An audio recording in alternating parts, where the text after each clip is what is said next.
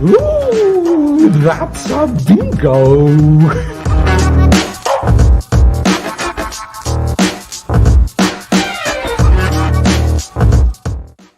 Is that the way you say it? That's a bingo. You just say bingo. Bingo! How fun!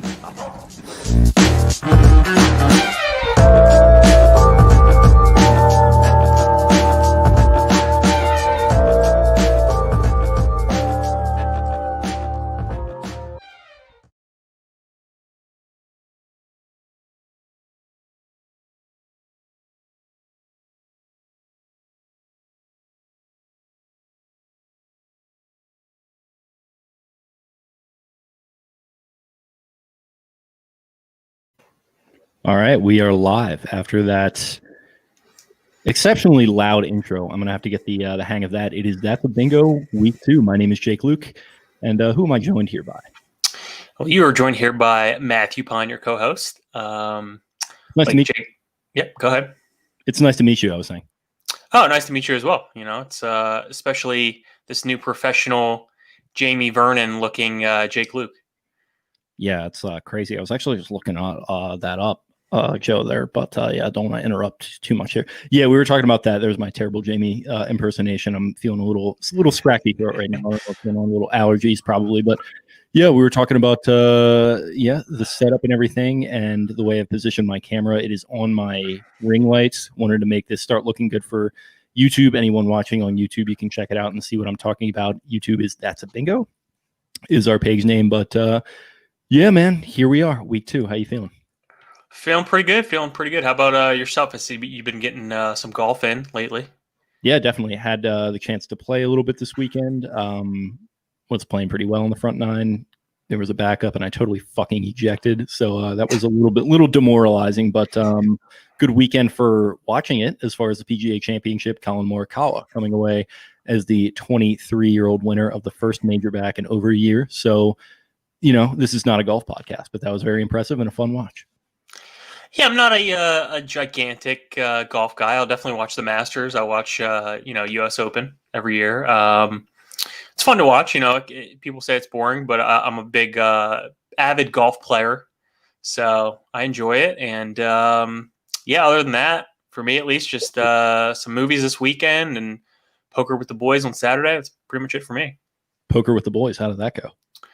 I finished in 5th, I think. Last week I won, so feeling myself coming off last week. But you know, 5th place out of 8. It's not tremendous, but it feels like Rounders or Molly's game is going to be coming up pretty soon here, I think. You know, I was trying to do some sort of a segue, and that was the best I could come up with. So, okay. Well, what did you want to segue into?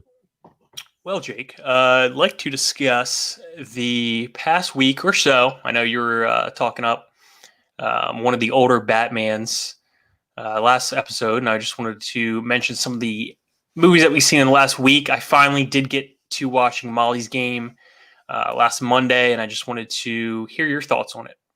Yeah, so I liked it a lot. We were talking a little bit about and Molly's Game, a 2017 movie based on the book Molly's Game, I believe, by Molly Bloom. It's like an autobiographical book that she wrote.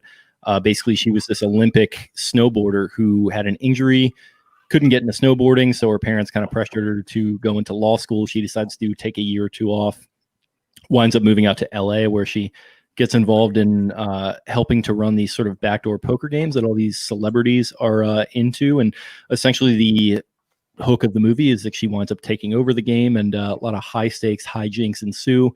Very entertaining. I think I told you my synopsis of it, at least the dialogue and the way that the script plays it is so Sorkin, it hurts. Yeah, it's a good way to put it. This is Aaron Sorkin's first directed film. I was telling you when I was watching it, the first like 10 to 15 minutes were so chaotic, but like in a good way. It's like it brought me into the movie. I wasn't bored coming out of the gate. And, you know, it was one of those kind of okay movies for me. I think Sorkin's definitely had better work, but I rated it right around like an 8.3 or so. I think that's the exact number that I had that I was just gonna say. So yeah, it's you almost get to a point where you're so meta with a guy like Sorkin, where all the dialogue is so fast and they're like looping all these different like conversation threads into like one scene, and it's great. It's Sorkin doing the Sorkin thing, and like I'm a big fan of his, and I'm a big fan of his writing, especially. I thought he, decent job with the direction. I think for a debut effort. I don't know if he ever directed any West Wings or anything like that back when he was doing the writing for that show. But yeah, I'm a big Sorkin fan. I think he can get a little preachy at times, and I think this is a movie that did not really lend itself to that, which I appreciated. So just a straight up, very entertaining movie. Doesn't really pummel you over the head with like Sorkinisms and things that he's trying to teach you about how to be a better person. It's just kind of like a really entertaining like poker movie, which I like. Yeah, always a big fan of the poker movies, Rounders, and 21's going as well. It's not poker but blackjack. Yeah, I mean, for me at least, like I had a hard time connecting with some of the characters because it was so like interchangeable throughout the whole movie, and that was kind of the case with The Social Network, which worked really well for me. I think we both graded it like a 9.9, but I think it really captured Mark Zuckerberg's like cold nature. Where in this one, I don't know if it was always, necessarily the case with Molly Bloom. So good movie overall. Really excited to see, like we mentioned in last week's podcast, the Trial of the Chicago 7, just to see some more directorial efforts from Sorkin. Yeah, it's interesting. I do kind of wonder if maybe he's trying to pivot at this point in his career, which, he's kind of getting into it, and he's been doing the writing thing for a long time. He's had a few acting cameos as well, but nothing to the, point that would suggest that he's maybe trying to get into that. Maybe directing is the next thing for him because, like I mentioned, Molly's Game 2017, this new movie obviously going to be coming out. Was it this year you said, or early next year? Yep, this year. Yeah, okay. September, next month. Yeah, within 3 years of each other, he's directing two big budget movies that are going to probably make a lot of waves and maybe engender some more critical acclaim like it did with Molly's Game. So that would be an interesting sort of pivot for him here. I think as he enters his 60s. How old is he? Yeah, he's up there. He's definitely up there. It's literally impossible to look up is the problem. So he's 59. So okay. Close enough. Yeah, I think his first ever work was he wrote A Few Good Men, the play, and that was like in the late 80s, I want to say. So he's been having, over a 30-year career now, and maybe Alfred Hitchcock was a little bit older when he got into directing as well. So maybe that's a similar move. Alfred Hitch what? Cock. Nice. Yeah, I totally set you up there. So Molly's Game, you touched on Batman a little bit there. So when I mentioned it last week, I think I told you in the audience, little mea culpa, that I had fallen asleep halfway through it. Did wind up finishing it, and my review of it, I should say, is posted on our blog. Check that out. Yeah, really fun, cool movie. It didn't really do a whole lot of things that I hadn't seen already, but I don't think that's necessarily to its detriment because I think it was maybe one of the first movies to do said things. And I kind of started it out in comparing it to the Nolan movies because that's sort of why I had avoided it for so long when I was younger and why I didn't really like it upon my first watch, however many years ago that was. But yeah, looking back on it, I think it's a movie that those movies probably do not happen without. For that, I can really appreciate it. And also really appreciated the two lead actors. Jack Nicholson made it a condition in his contract that he get top billing or he would not be the Joker. So I was interested to see that he had the top billing to start things off. And then, going in and finding that tidbit is something that's funny. I thought Michael Keaton, really good Batman. He kind of played it in a way that you don't really expect. He's not like aloof, like the Christian Bale kind, or, he's kind of not really doing too much. He's just sort of there and he's kind of airy and he's just like kind of a weird dude. It's something different than what you would see in a typical Batman performance where the actor is trying so hard to be like this macho alpha, like brooding, tall, dark, and handsome type. He's more just sort of playing it like a everyman, which is what Michael Keaton is so good at. So I really enjoyed the movie. I don't know if you've seen it. Yeah, I've seen it, not recently, probably within the last 5 to 6 years or so. But, it's interesting that you mentioned Michael Keaton. He's kind of had a little bit of a renaissance. It's good to see some of the older actors being brought back into the fold. He was always one of the better actors in Hollywood, in my opinion. And, yeah, great movie. Did I mention that that thing about him playing the same character in 2 different movies that are based on Leonard books? Oh, I don't think so. Yeah, so he's Ray Nicolette and Jackie Brown, like the FBI agent. Yep. And then Jackie Brown is based on an Elmore Leonard book called Rum Punch, which Tarantino just made it into a blaxploitation movie. Elmore Leonard also wrote Out of Sight, I believe was a book, and then they made a movie based on that. It was Soderbergh directed, starring Clooney. I think J-Lo is in it. Really, really cool, like kind of weird, fun movie. Michael Keaton is in it as Ray Nicolette, and it's directed by 2 different people and like kind of doesn't really have any connection other than the Elmore Leonard thing. So I thought that was cool. They went back to the well to get the same actor to play the same character in 2 movies that you wouldn't think are in the same cinematic universe because you got the Quentin verse and everything. But I don't know. I just thought that was a cool crossover. Yeah, for sure. One other movie that I did want to touch on that I've seen the past week. I briefly spoke about it last week, but Eternal Sunshine of the Spotless Mind. This is with Jim Carrey and Kate Winslet, and just a really strange one. It's kind of similar to. Is that going to make me sad if I watch it? I feel like it is. I don't think it will. Okay. Have you seen Being John Malkovich? No, that's really on the list though. I'm a big John Malkovich guy. Yeah, it's pretty similar in the tone, I would say. But I think this is one of the most perfectly cast movies. And going into it, you wouldn't think like Jim Carrey and Kate Winslet in like a romantic role would work. It very much does. And Mark Ruffalo's in it as well. It's just we should do it at some point, but it goes into the depths of like the mind and like consciousness and all that. So it's kind of a deep movie, kind of meta, but I really enjoyed it. Sounds like it would have some appeal to Rogan, which obviously you've already sort of started off that connective thread there with my young Jamie Cam here. Yeah, I'm sure he's a big fan. And Jim Carrey, transferring over to being dramatic, more of in a dramatic role, I think he did well and very convincing. I don't know who the hell thought up the screenplay, but remarkable job. They were probably indulging in some DMT like Rogan. It's entirely possible. What else do we got? What else are you watching? I saw Mystic River. Don't know if you've ever seen that. I've heard of it. Boston movie. Sean Penn, Tim Robbins. Kind of similar to Manchester by the Sea.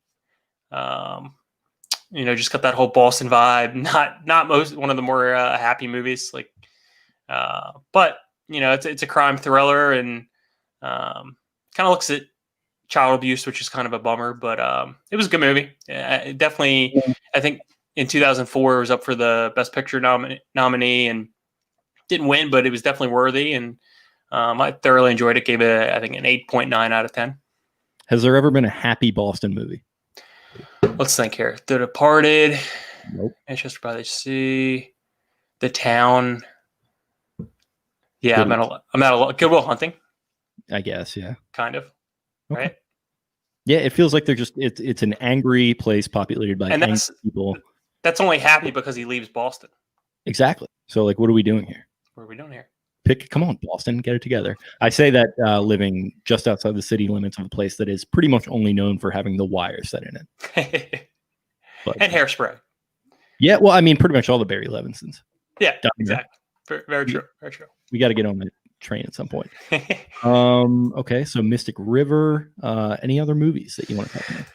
Yeah, one more I did want to talk about was The Old Guard. I just saw that yesterday. Not super great. Did star Charlize Theron. It must have paid her the big bucks to be in that because the writing was pretty piss poor. It was just like mainly like an all action, kind of got the whole Michael Bay thing going on there. It was like 2 hours and 15 minutes, probably 30 minutes too long. The music in it was really strange, kind of like dubstep almost. I just didn't know what was going on at some points. Yeah, just one of those things that Netflix puts out, and they know that they don't really have any competition, so probably get a lot of views on it. Yeah, they do the model where they just kind of throw stuff against the wall and it sticks. There's a lot of options. I mean, it's pretty much the way that Netflix operates anyway. There's a million options. You kind of don't know what to pick from, and there's paralysis by analysis. They do sort of the same thing with their production, or at least they were like this. Maybe they're starting to pick it up a little bit with something like this, something like Marriage Story. but just sort of a strategy where it's like, yeah, let's just make a million different series and a million different, of these original movies and see what ends up working. And so far, I think Marriage Story received acclaim. I didn't watch it. Netflix original. I mean, El Camino, I don't know if that really counts. Yeah.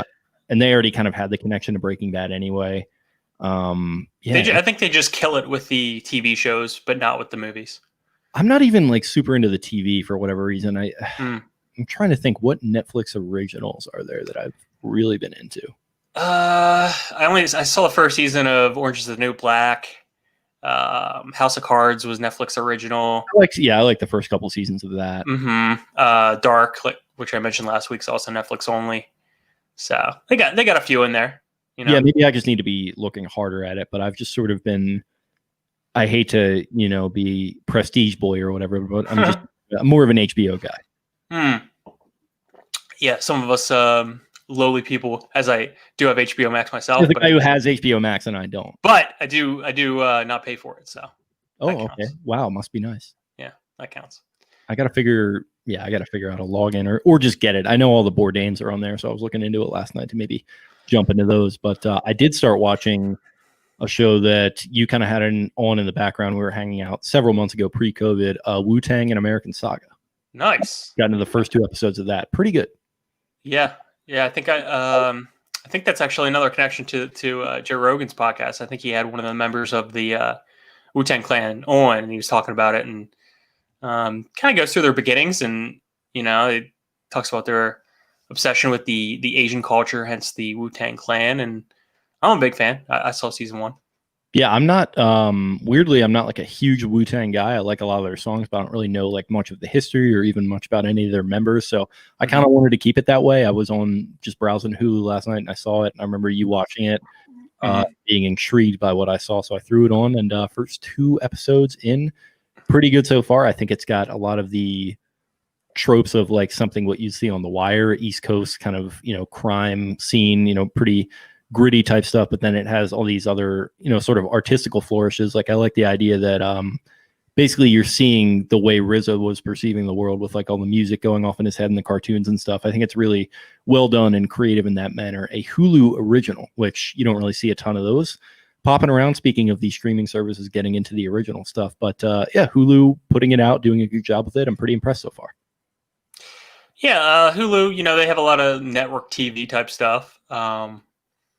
They have Palm Springs, which they just put out on demand as a movie. Haven't seen that yet, but I heard it's similar to Groundhog Day, if I'm not mistaken. Yeah, it's like a modern Groundhog Day. It's good. Yeah. So obviously these these streaming services, they're starting to dominate the ether out there, and Disney Plus, Hulu, Netflix, HBO might see the end of live TV in the next 15 years or so. Yeah, it feels like it's definitely trending that way.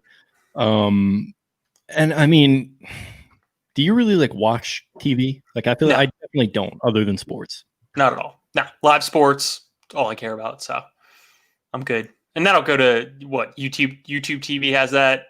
Hulu has Hulu Sports. So not necessary. Once they figure out like live sports streaming, I know like even now it's kind of already getting there. There are some issues with it, but once they fully figure that out, then like network TV is pretty much probably gone. Mm-hmm. Yeah. Once all the boomers age out because they're watching like Blue Bloods and whatever. Yeah, it's like the news channels, the demographics of the news channels is like 65 plus, like the median age, Because we get all that stuff from Twitter. Like I'll like walk into my living room and see my parents like watching like Fox or CNN or NBC or whatever. I'm just like, why do you guys like subject yourself to this? And like, I don't get it from their perspective where like, that's just how they consume their news. Like I'm just looking at Twitter all day and just being like, horrified, shocked, whatever, like what's going on. And it's just like seeped its way into my consciousness. And I see them voluntarily sitting down for an hour over dinner to like watch something like that. And I'm just like, man, I'm not with it. Yeah, and I know we're kind of getting off into a tangent now, but I feel the same way. Like they've been ingrained with that. We're ingrained with like social media. So these streaming services know what they're doing. They know that people are on their phones and have smart TVs or they use a gaming system. So I don't know. I think the quality of movies should be they're setting the bar, and I think it should be continually raising, especially like I mentioned last week with The Irishman coming out, getting all that acclaim. So Yeah, I guess that sort of is a Netflix original, isn't it? it is. Yes, it is. There's a movie I liked. And that's because no other studio would make it. So, which is insane Yeah, for Scorsese. Yeah, I guess. I mean, you look at the way that things are going with movie theaters, which we're going to talk about, and pretty much that whole scene and like them refusing to embrace digital. Some of those older dudes like Nolan and Tarantino and Scorsese, they're just sort of refusing to do these certain things that could cut costs. So they're costing themselves a wide theatrical release. I did see The Irishman in theaters though. You did, yes. You were telling me about that, a special early release, right? Yeah, it was I forget exactly what the theater was called in DC, but very nice little theater. Me and my buddies got a couple of tickets and went down to go and see it several weeks before it came out. So it was kind of funny watching the conversation crop up around it. It came out, I think, around Thanksgiving last year, and I had already seen it 3 weeks prior. So I was like, yeah, like you guys are talking about like watching this as like a mini series. Like it's a fucking movie. Like just watch the movie. Like it was irritating me. I was like, come on. Like I went down to DC to go and see this thing in theaters, and you can't sit down for 3.5 hours in your comfort of your own home to watch this thing. Yeah, I think I took, not gonna lie, I think I took a half day off of work just so I could be home by like 2 or 3, just to start it then, have it over by dinner time. But yeah, I don't really get the whole, like, I'm not gonna say I haven't done it before with movies, especially like if I start one late, but like I literally was talking the other day about doing it with Batman, so I don't want to be like really precious about it. Yeah. That's one where it's like people were complaining so much about like the 3.5 hours, and it's like, yeah, that's a long movie, but like, is your time really like that important that you can't sit down and watch it? And if it is, fine, then don't sit down and watch it, but don't complain about it. Yeah, you watch 3 episodes or 4 episodes of a HBO 1 hour show. Right. And like the movie was the movie. Like I felt like there was pretty much not really anything extraneous in it. I thought it all pretty much worked. It was very long. But there was nothing in it where I was like, wow, that really didn't have to be in it. They could have lopped a half an hour off. I thought it all worked. Yeah, I think the coolest part for me was just seeing those guys back together again, seeing like Harvey Keitel and De Niro and Joe Pesci all together. So that was the coolest part for me.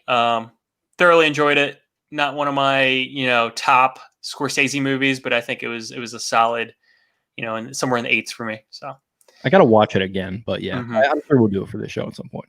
Yeah, at some point. What else do we got here? I believe that was it that I had for movies, but we can get into, you mentioned it a few minutes ago, the Alamo movie theater situation.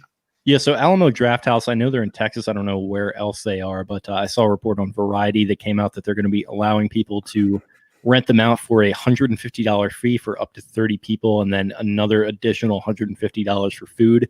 And they're kind of already like this. They're I just know of them because of a podcast network I listen to that's located in Texas, where you go there and it's basically like a restaurant, and they serve you like baskets of food, and like you sit in the dark and watch your movie. So it kind of, the idea is that you'd rent the place out, you have to spend X amount on food, and then it's $150 for the rental. And so I pose this question to you and obviously I already know your answer because we sort of botched that a little bit in the text thread, but if this becomes available, like your local AMC, is something you'd be interested in doing? I saw they had maybe like 40 movies available right now. Maybe they're going to be looking to expand. What are your thoughts on this whole thing?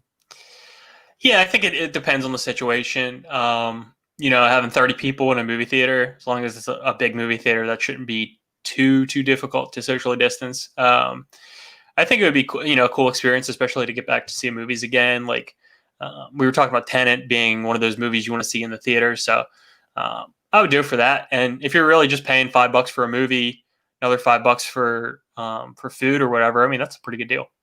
Yeah, it definitely is. And like we talked about on the first episode, yeah, going to theaters and seeing new movies. I don't know if I'd be doing this for something I've already seen, but yeah, so it's a fun experience. You get to kind of have a night with your friends and just sort of make a whole thing out of it, which I really appreciate. And I think I would be into this type of thing as well. I'd probably do it for something like Tenet, something like Many Saints, whatever else be coming out that I'm keeping my eyes on. I just think it's a cool idea, so I thought I'd bring it to our attention as we are a movie and pop culture podcast. As we are, yes. Yeah, I think the movie theaters are getting a little bit desperate. Like most industries, with retail and restaurants, I think the theaters have been hit hard as anybody else, especially with the summer movie list being kind of cut short here. Yeah, I don't know. And I'm sure that you can get this you can block it out. You don't have to actually get 30 people. You can just get like your own tickets and then have, 28 other people buy tickets. Is that correct?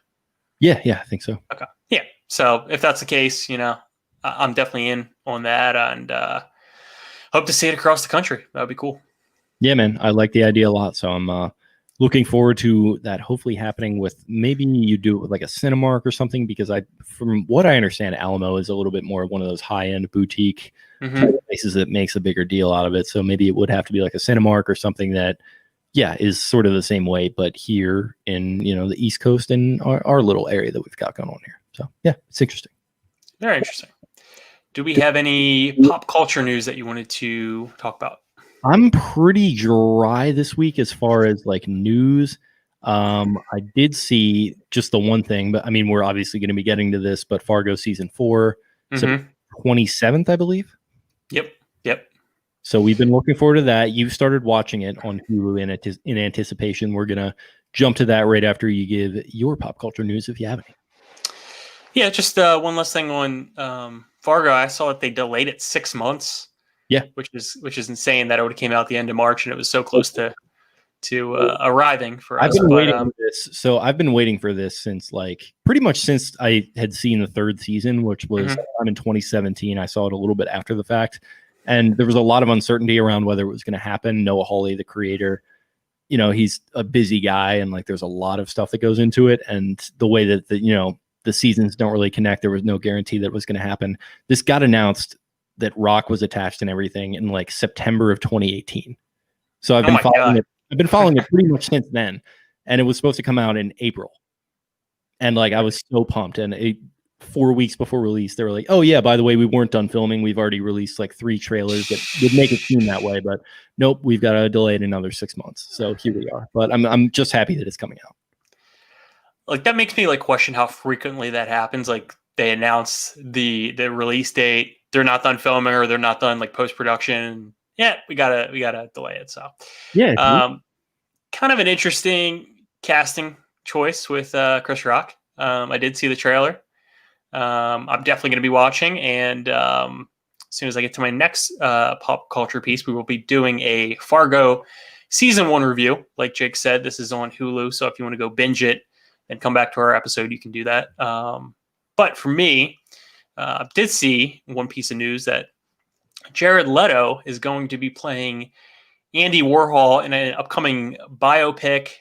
Definitely intrigues me because I feel like they both kind of gave off the same vibe, same persona. So I'd definitely be intrigued and anticipating this. I did actually see this.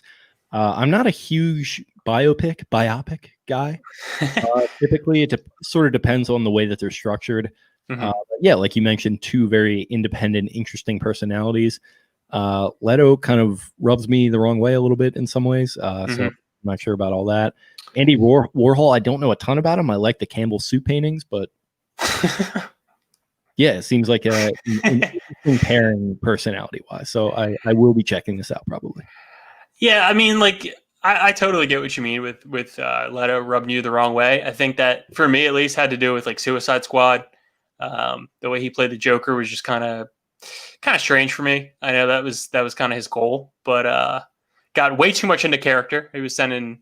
So was this, I know he did all this shit, but as far as the character itself, was that really him, or was that just the way that it was written? I don't know.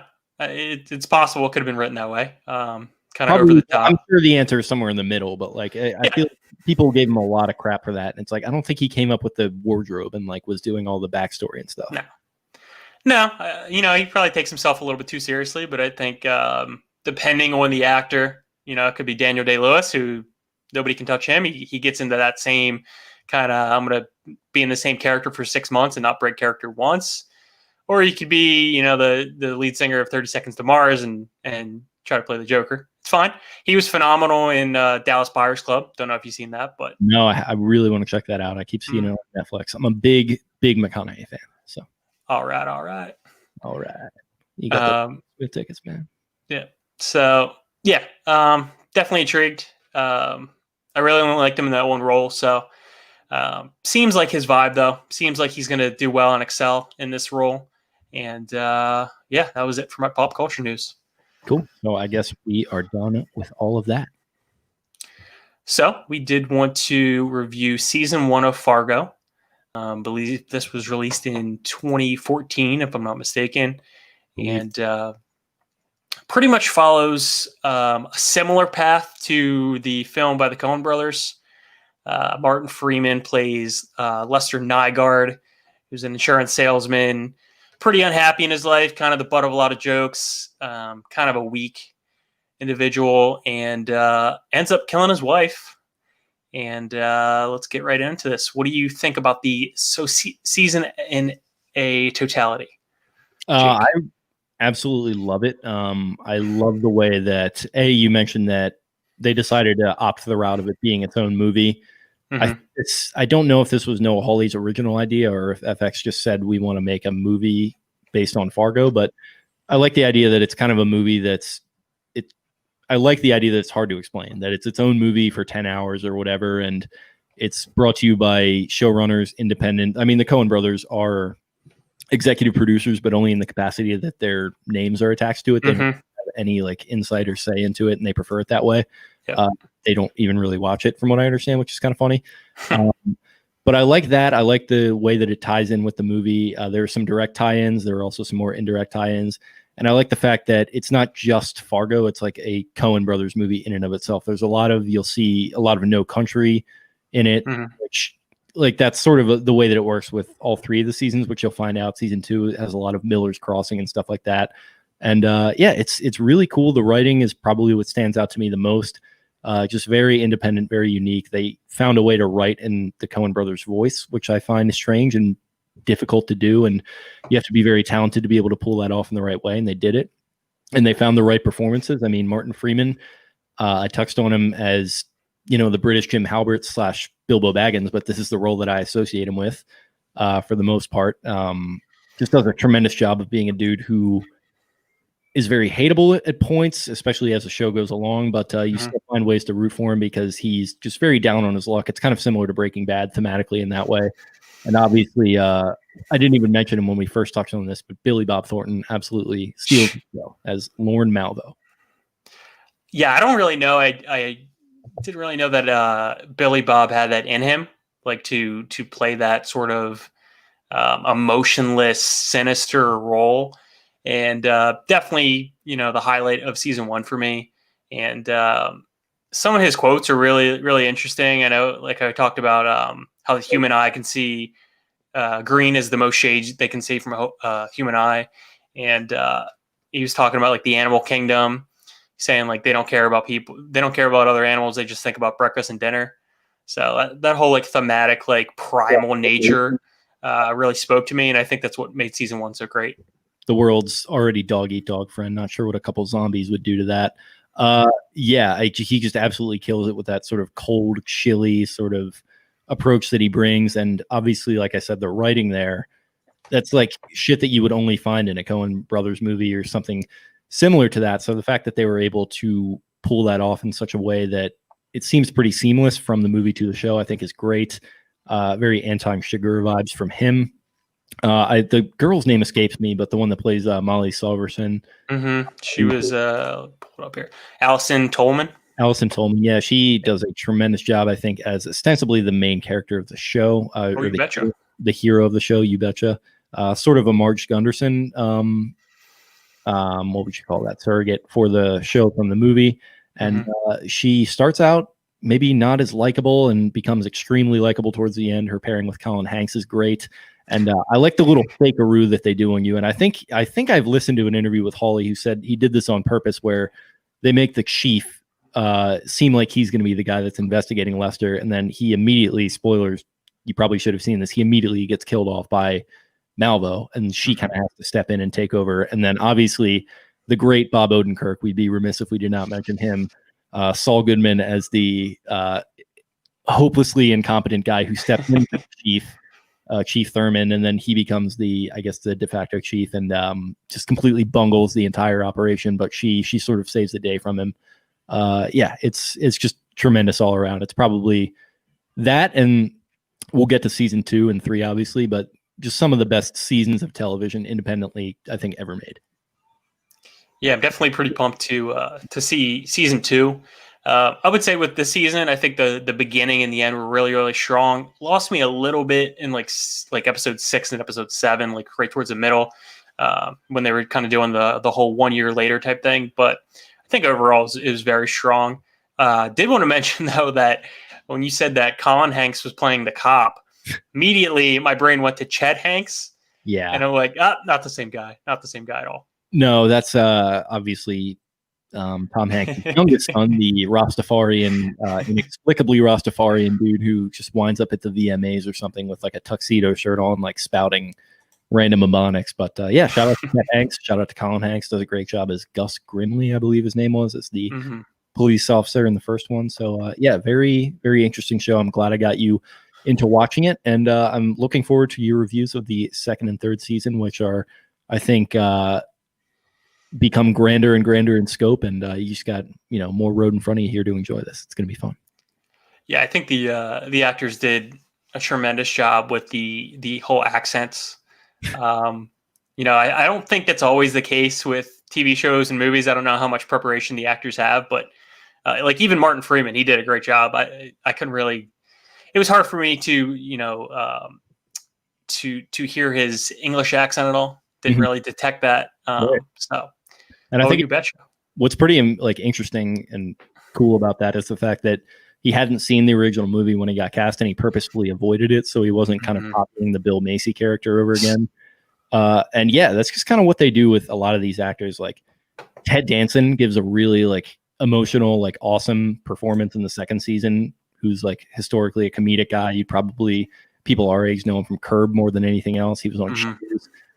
So he's great in the 2nd season. 3rd one, Ewan McGregor, another dude who you kind of wouldn't expect to have an awesome performance, really kills it. And that's where I get to the point with, you mentioned Chris Rock is an interesting casting choice, maybe a little weird, but I have the utmost confidence that it's going to translate to the screen extremely well with what they're trying to do for the 4th. Yeah, and also another weird casting choice for season 1 was Key and Peele, having them as like the buddy cop combo in the FBI. There's so many different like layers to the casting that you forget about them all. Like you have those guys as the FBI agents just totally out of nowhere. I mean, like I mentioned, Bob Odenkirk in it. Like a lot of big names that just sort of fade into the background because like there's so much going on with it. But yeah, that's sort of how it goes sometimes. I think Rob McElhenney's in the 3rd season at certain points. You had the other dude from Sunny in the 1st season, Glenn Howerton, I think. Does a hilarious job as the like yoga instructor or whatever. Just a lot of really, really funny, inspired casting choices.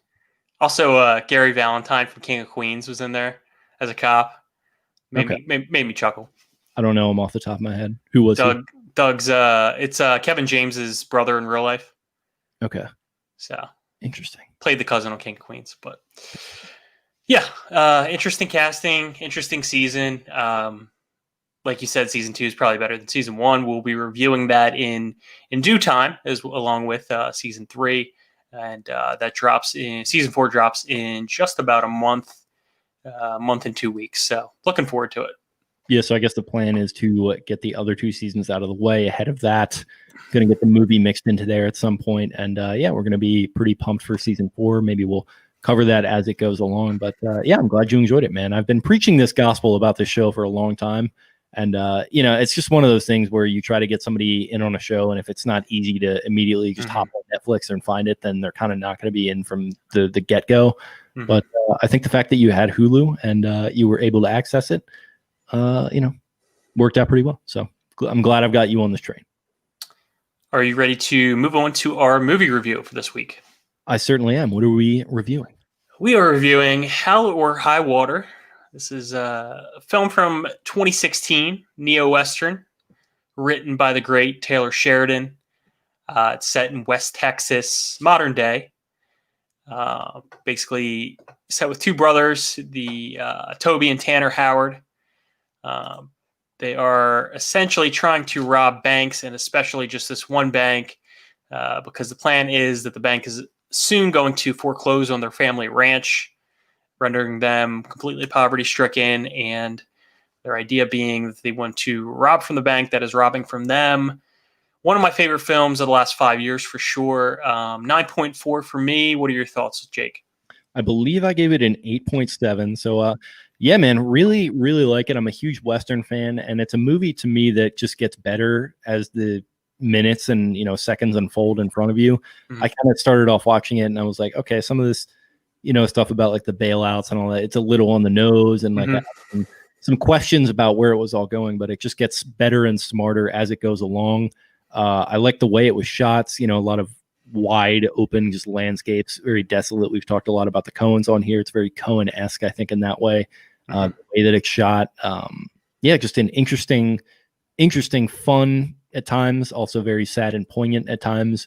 Movie about class warfare, which we sort of talked about with Parasite, but it's obviously done in a very different way.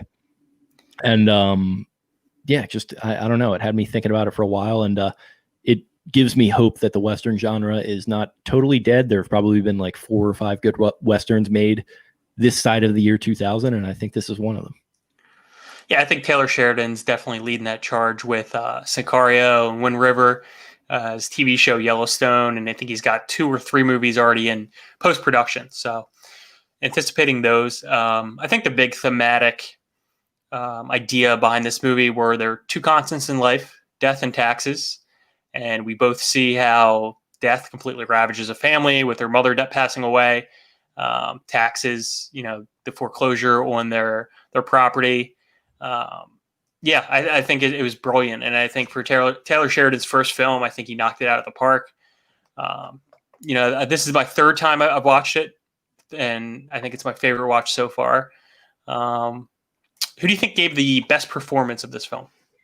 It might be a little stock to say Chris Pine, but I thought he brought a lot of layers to a character that would otherwise maybe just be taken out of some other type of movie like this. I think he, it's not easy to play a guy that's doing the things that he's doing and make him likable, but he managed to do it, or you at least managed to have some sympathy for him because why he's robbing these banks. He's trying to raise money to basically break his sons out of this cycle of poverty that they found themselves in, or his family has found themselves in. So I think Chris Pine is great. Jeff Bridges, would it be a Jeff Bridges movie if you could understand a word that he says? Probably not. I really enjoyed him as the sort of washed up old police officer. And then his partner, I think the guy's name was Alberto in the movie. Thought a sneaky great job by that guy as well.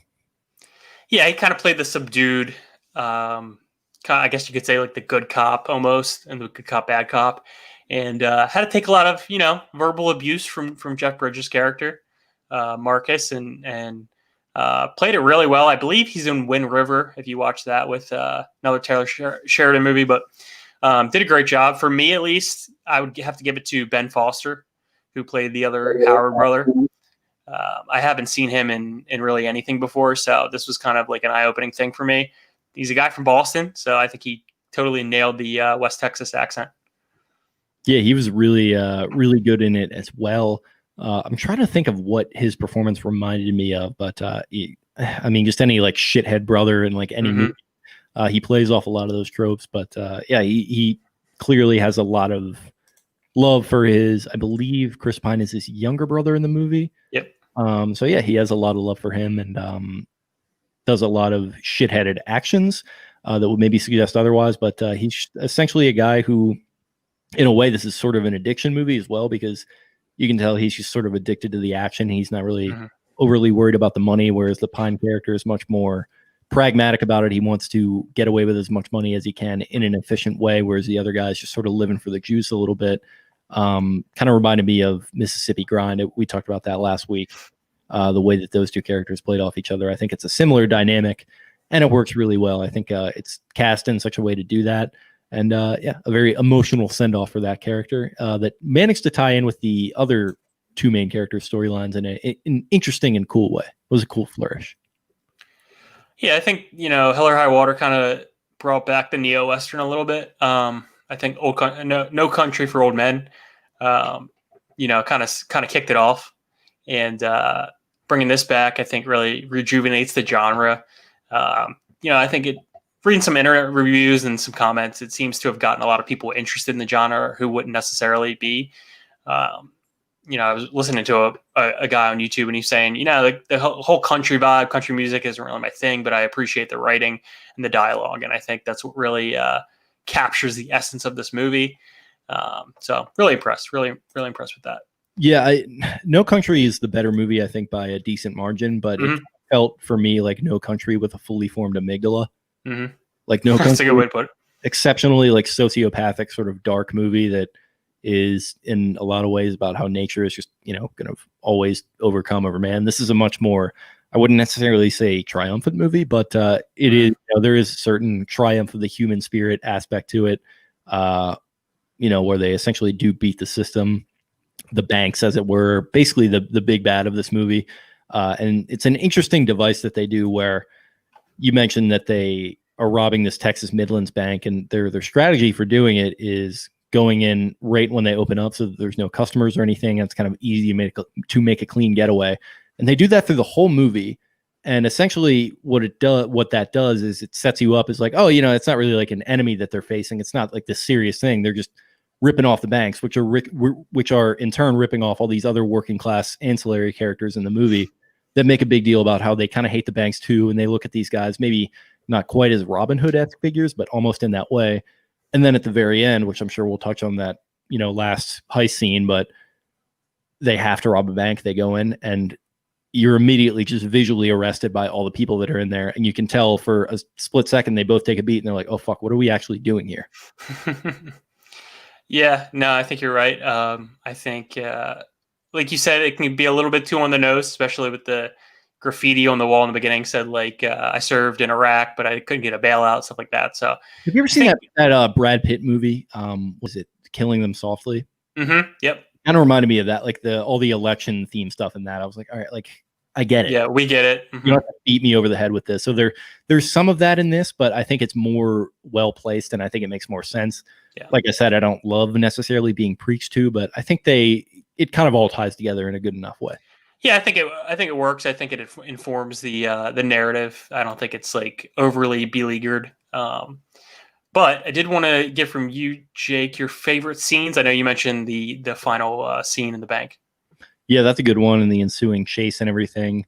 I think I also wrote down, I think the opening is very good with the way that they you have a lot of questions walking out of like how they pulled off that robbery with the way that it was done in the morning and everything like that.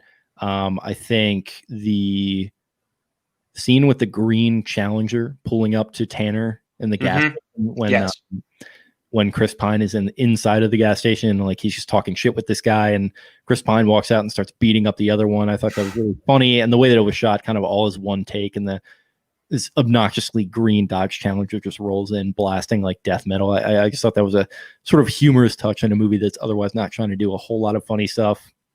And then I think where you really get No Country vibes is sort of near the end, where Jeff Bridges and his partner are in the middle of that sort of West Texas town waiting for, I guess, the guys to rob the bank branch that is in that town, I believe is what it was. And they're kind of out in the street just talking. And the Alberto character, maybe we'll touch on this in quotes, but he delivers a really great monologue about how essentially these banks are ripping off these working class people the same way, these white colonists ripped off his Native American and Mexican heritage people. So I thought that was a cool sort of tie-in, and just the way that whole thing ends, where the Jeff Bridges character, he's clearly like fighting this existential crisis of not wanting to retire and wanted to chase down that last big case or whatever, and he spends the night in the street. I thought that was well done. A lot of really good ones to choose from, I think. Yeah, I think I'll touch on this in the quotes, but I think the casino scene was really strong when Tanner was sitting at the table with the Comanche. And he was asking him, are you a Comanche? What does that mean? And I think that playoff is really distinctive in Sheridan movies. And Wind River, he talks about the whole Native American plight, and talks about, that the Native American girls are never found, like if they go missing. So I think there's definitely a strong, I don't think it comes off as preachy per se, but it's a strong and distinctive aspect of Sheridan movies. Yeah, it's a good way of telling you who this guy is. hmm and the sort of edge that he has in a different way than just showing him knocking off a bank in a more violent way than they do in the beginning scenes of that movie. And just sort of the anger that he has and the relationship that he had with his mom and I guess her husband who he assaulted or whatever, which is why he wound up in jail. hmm The dude who, like we said, it's sort of an addiction movie in that way where he's just sort of addicted to action and violence and he can't really slow down. And the only thing that helps him slow down is his relationship with his brother ultimately. So yeah, I think his showdown with that Comanche guy in the casino, definitely right up there for me as well. Yeah, that's an important plot point too, because in order for them to have legitimacy with the money, they have to say it was all from gambling winnings, and it's the best way to not be able to trace it. So, Which I was kind of curious about how that worked. So they took it there and they bought Mhm. chips, right? Yep. So like Yeah. they're just passing it off as gambling winnings, but like where did you get the money in the first place to buy the chips? Well, I mean, there's a scene when they go up to the lady behind the glass, and they're like, he gave like some sort of like bullshit excuse, and they're like, we don't need to know all that. We just care that you have the cash. So, which I guess depends on who you go to, but seemed legit to me at least. Yeah, I don't know. Maybe I just wanted it to be explained a little bit better, but I think part of what's interesting about the movie is that all that sort of unfolds in a slower way than you'd expect. You kind of find out why they're ripping them off or Mhm. ripping the banks off slowly, and then you find Mhm. out how they're filtering the money slowly. And yeah, it all kind of works out in that way. Maybe I just missed it. I don't know, but I don't know if the scheme was fully fleshed out, but it seemed to work in the end.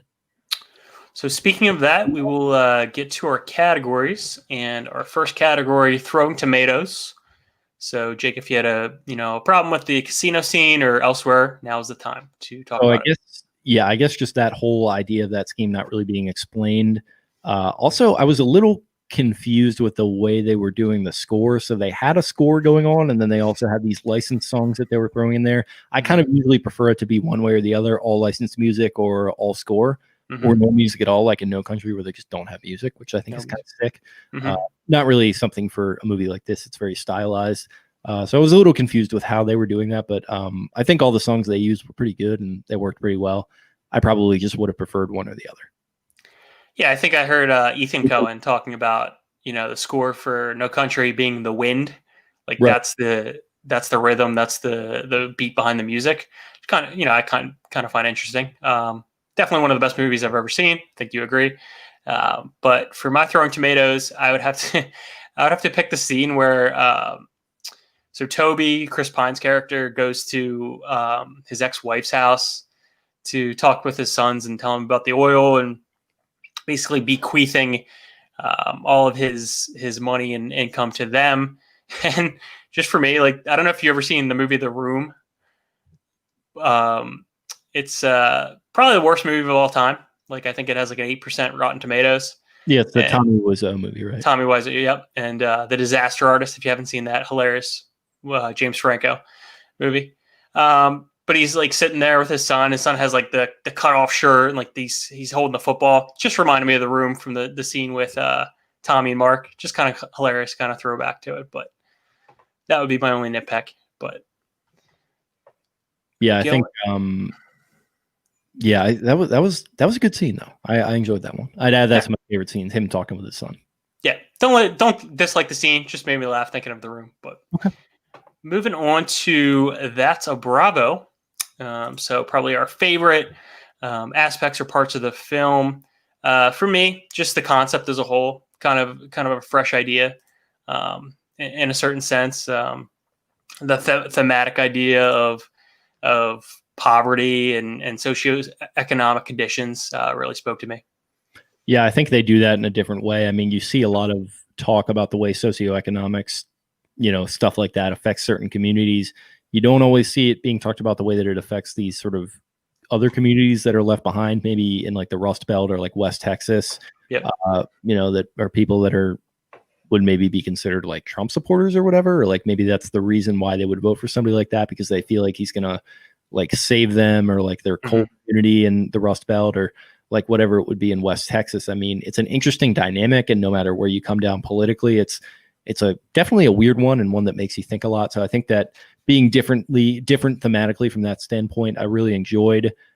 Just bringing the neo-Western back, I think that's a bravo in and of itself, because you do look at something like No Country, I think probably the best neo-Western, and then Breaking Bad, obviously a TV show, does that to a certain extent.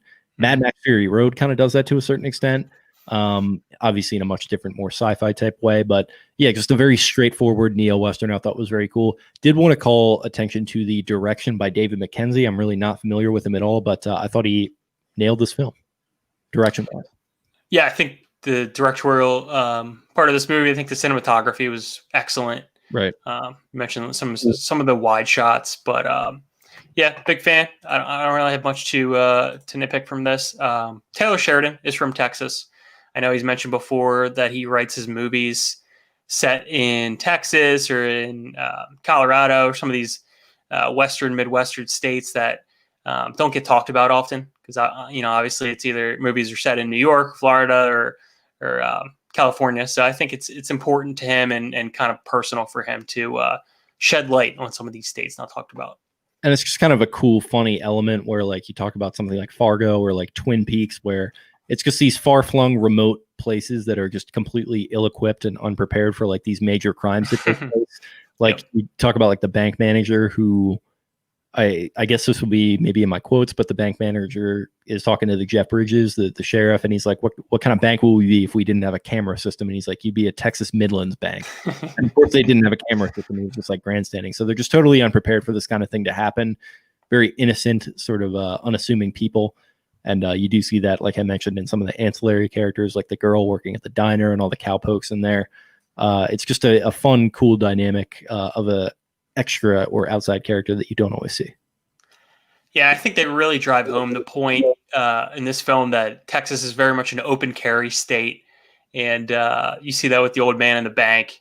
He's like, are you armed? He's like, of course, this is Texas. And then obviously the final bank scene, when they get in the gunfight with one of the guys in the bank. So I think they drive that home as well. And I don't want to out anyone, but for my day job, I do work with a guy who lives in Fort Worth, and he has been in multiple gunfights in his life. So I think Taylor kind of hit the nail on the head there. Not something I can even fathom, but it's a thing. Thing. I guess so. So our next category, keeping score. I know we've touched on this already, but the music pieces in the film that really aid scenes along. For me, at least, I think it's the casino scene with the whole Sleeping on the Blacktop by Coulter Well, excuse me. I think that's kind of fits the film really perfectly at that point in time, and kind of a good interlude between just people playing cards. Yeah, definitely. I think that was probably the one that stood out to me the most as far as the licensed music. I did like the score a lot. I kind of wish they employed it a little bit more. And then some of the, like I mentioned, I'm really not familiar with any of the licensed songs that were in it. They seem to fit fairly well, especially the one at the end, I think, was stuck in my head for a little bit. So, yeah, was very intrigued by it and enjoyed it a lot. Like I mentioned, I probably would have preferred them to do one or the other. But the fact that it's a little more stylized, I think, does make sense to kind of intersperse the different techniques. So it all works pretty well for me. Yeah, I remember being, like you mentioned with Breaking Bad, I remember being a big fan of the music that they utilize in that. Same goes for Better Call Saul. I think anytime you can fit the whole the theme into the music is great. Also a fan of anachronistic music, like we mentioned with Inglourious Bastards. I don't know if you've ever seen a Marie Antoinette. Apparently, it's set in like the 16th century or whatever, but it's like punk music the entire time. So kind of interesting. I have not seen that. Sounds amazing. It's a good time. Good time. Okay. So moving on to our final category, an ode to Celebrity Jeopardy with Potent Potables. This is quote and quotables. Tons of quotes from this movie, at least for me. And I want to jump to the scene in the casino right away where Ben Foster's character Tanner is talking to the Comanche sitting at the table. He said, "What are you, Lord of the Plains?" And he said, "Lords of nothing now." Do you know what Comanche means? It means enemy forever. And enemies with who? Everyone. You know what that makes me? It makes you an enemy. No, it makes me a Comanche. Just perfect. I mean, that's perfect dialogue right there, obviously. With Tanner Howard being in and out of jail, he doesn't really have any friends except for his brother. and it kind of unifies the two in a strange way. I don't know, kind of stood out to me. Yeah, it does. And then he obviously calls back to it at the end when he's basically on his last legs. He's sniping down at these cops, and he refers to himself as the king of the plains, which is sort of another way of him describing a Comanche or just like an Indian in general. For me, I wrote down a ton of them, actually. I was kind of keeping notes as we went. So first one, I think it's their second robbery, and you got the old man in there. And he's like, "You're robbing the bank? That's crazy. Y'all ain't even Mexicans," which I don't want to at Texas too hard here, but I could see that being said. Switching over to I think it might even be the next scene with the two sheriffs. Jeff Bridges is sitting there, and his partner is like, "You want to hear about these bank robberies, or you want to just sit there and let Alzheimer's run its course?" That's a funny one. They're talking about who could be the suspects. They say it might be a tweaker. Tweakers don't sleep; they just tweak. Then I think same scene there. The bank manager walks through, and Jeff Bridges is like, "Now that looks like a guy that could foreclose on a house. I'm going to go talk to him. He's probably the manager." Only assholes drink Mr. Pibb. Drink up. Yep. You, Comanche, Lord of the Plains, Lords of Nothing now is what the Indian guy says in return, which I thought was pretty badass. How the fuck have you managed to stay out of prison for a year? It's been difficult. And then I mentioned Alberto's speech on sort of the plight of Native Americans. It was too long to write down, but I thought that was pretty badass. And then near the end, when they basically are kicking the truck into gear to go chase the two guys down, and Jeff Bridges is like, "Get some giddy up music going there." "Oh, please, not that." And he makes him like change it again. I thought that was kind of a funny little touch. There's probably more, but those are the ones I wrote down. Yeah, I have a few more. One was from Katie Mixon. I don't know if you've seen Eastbound and Down. Yeah, I haven't seen it all the way through, but yes. Yeah, she was in most of Eastbound and Down, and she plays the waitress, Jenny. Oh, that was her. Okay. Yep. I was wondering where I knew that woman from. Yeah. So she was talking about, the tip that Toby left to her. Jeff Bridges walks in. He's like, I knew he must have been handsome because you weren't screaming running out of the restaurant. And then obviously he wants to take her tips for evidence, I guess. And she's like, "You can't do that. It's half my mortgage." So, and he's just going to pocket it, by the way. Oh my God. Yeah. Yeah. Easily.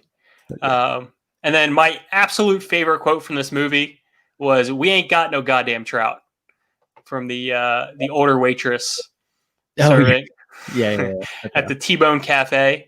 God. And she says, "What won't you have?" And they're like puzzled, and they're like, "I don't know. What do you mean by that?" She's like, "Well, we got T-bone steak, and some asshole came in from New York and in 1987 tried to get the trout, and we told him we only got T-bone." Yeah, that was a whole funny situation. I thought Bridges and the other guy were pretty hilarious in that. I enjoyed that scene.